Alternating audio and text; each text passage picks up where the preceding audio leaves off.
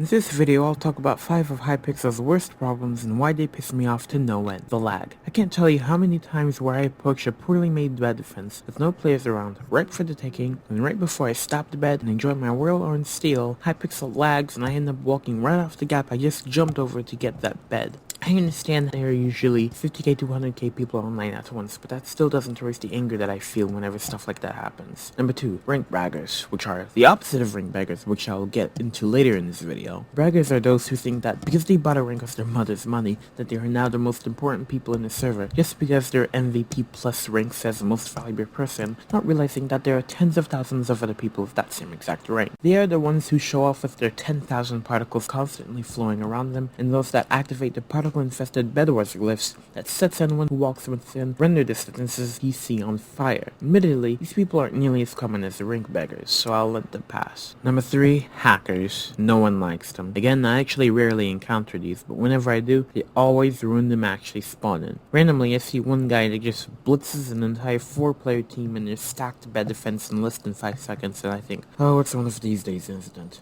These people are so doo-doo garbage at the game that instead of grinding like everyone else, they cry their butts off to the nearest worst hack client and blitz through every game they play, leaving nothing but the slow AF watchdog client detector and piss off Hypixel sweats in their wake. Number 4. Terrible bed defenses. There are 2 types of people in Bedwars. Those who make the messiest and most confusing bed defense known to man, and those who only put 1 layer of wool, or just nothing at all, and call it a day. Let's start with the messy ones. The biggest problem with these defenses is so many hiding spots there are. There are too many times where my bed was broken because my teammate put 96 layers of wool around their bed in a giant box where the enemies can just hide on one of these sides, place wool around them, and they're essentially undetectable. Just build a pyramid shape. There are no hiding spots and it's easy to navigate around. Now, on the other side of the spectrum, there are people who just build a shallow bed defense and don't add to it the entire game. Like, if you're going to be that lazy, just give someone else the job. If it's singles or doubles, then that's obviously fine. They're fast-paced modes, and you don't have much time anyways. But on longer Bedwars modes, you're just asking for a bed to get slept on. Again, just leave it to someone else. Also, if you enjoyed this video so far, please subscribe.